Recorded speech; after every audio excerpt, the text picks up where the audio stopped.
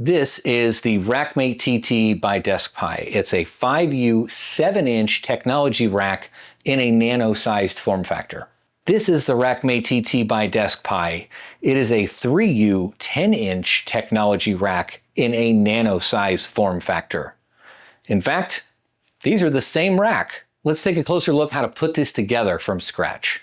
The Rackmate TT by DeskPi is a super versatile little rack. Perfect size for mini PCs or tiny NASs. Even 5-port network switches all fit in this nano-sized form factor. And the versatility of having a 7-inch rack at the same time as having a 10-inch rack is a huge differentiator in the space. The Rackmate TT needs assembled. It's super simple to put together, and they give you not just all of the hardware that you need, but the tools as well. So you don't have to go searching for Allen wrenches or something in your toolbox. Let's go ahead and put this one together while we're here. So the Rackmate TT comes in a super small, convenient little box, even has a handle on the top. Inside the box, instruction booklet that definitely comes in handy, because putting this together for the first time, it's not difficult, but there are some tricky moments that I'll go over with you and show you some tips on how I got around them. First things first, these things are all packaged really well. All of the hardware and parts are in their own little trays, form fitted in here, so nothing should be rattling around when you open the box. We've got one tray,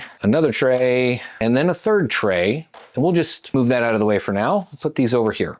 This is the top tray. Let's just get everything out of the top 2 trays first. This is all the acrylic, and they all come with the paper still on them, which helps protect against scuffing or scratching. The handles for the top. These 4 pieces in the middle can be a little difficult to get out, but we're gonna pull out one frame, some packing, and then pull out the other frame. Like I said, these can be a little tricky.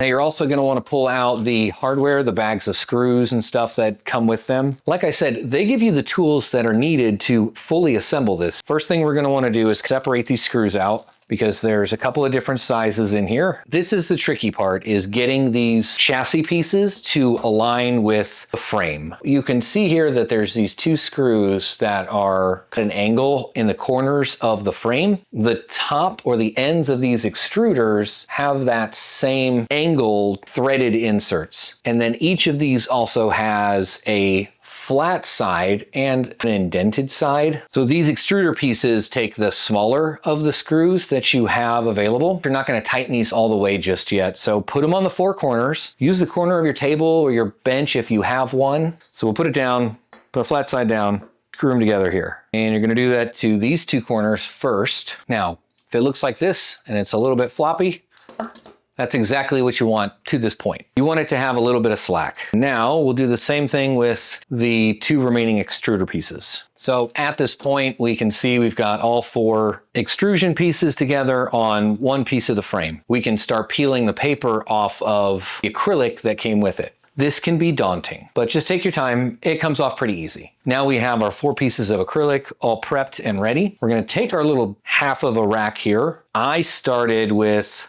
the large end. You can see so right on the inside here, there are these little grooves on the short side, and on the long side, there's also grooves here. Kind of hard to see with the light that I have, but once you have it in your hand, you'll understand what I'm talking about. Because there's these little grooves, you can take the acrylic and essentially slide it down there. Once you have them in on one side, this is how I did it, and it worked really well. Then we're gonna tighten down those 2 corners. So for the time being, after they're tightened down, pressure is just gonna keep that acrylic in place, just like that. And then we do the same thing with the other side, long side of the acrylic. Slide it down there like that, and then tighten it up. We have the top and bottom, or sides, depending on how you look at it. These additional acrylic plates are also going to slide in to the end caps on the nano rack.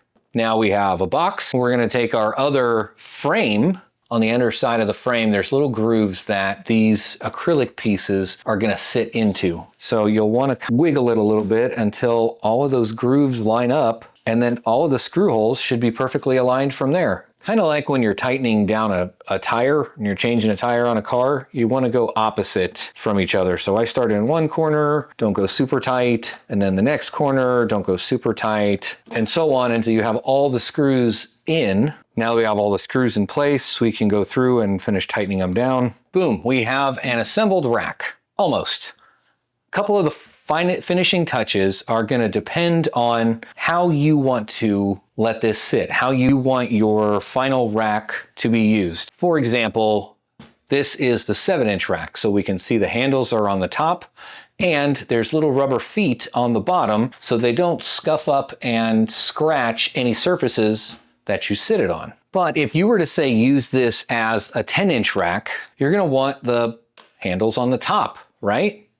So you do have those options. As you can see, this is a full 10-inch rack and does fit the same accessories that come with or that are sold separately for the T1 and the T2 and the T0. And look at what else came in the box. It is 2 of these 7-inch shelves and a cool little diagram that gives you some different options and ideas on how you could mount things on these shelves, because each of these shelves has different screw holes in them, not just the vent holes in the bottom, but there's all kinds of screw holes here too. So if you want to mount something like a hard drive, Raspberry Pis next to each other, it also comes with these, are little spacers essentially that sit between the acrylic or the frame, depending on where you want to mount your handles, and the handle themselves. This has a really neat party trick that I haven't seen before. If you have 2 of these, you can actually stack them. So now instead of a 5U 7-inch rack, I have a 10U 7-inch rack. There's these bolts, little stacking bolts that you can get as well. Using these assembly kit hardware rod things, they're just essentially a really long screw and a wing nut. You can connect these 2 together so that they don't move. And you can stack them this way, of course, but you can also stack them this way. So essentially you can have 2 racks next to each other, 2 5U racks next to each other like this. If you need to, you can even stack them deep. Yeah, you can do that too. Keep in mind, this is not only a 7-inch rack, it's also a 10-inch rack. So if you need a deep 10-inch rack, or if you need double height stacked 10-inch racks, or even side by side, again, because you can mount these multiple ways, a mini PC or a micro form factor Optiplex, we could put a Super 6C cluster board in here, really anything that we could fit into a 10-inch form factor, we can slap in here as well. But for me, I'm gonna put 2 7-inch racks side by side like this for my network setup. Pretty quick and simple. The instructions lay out really easily how to put these together, and I'm excited to see what kind of network gear you're going to put in your new Rackmate TT.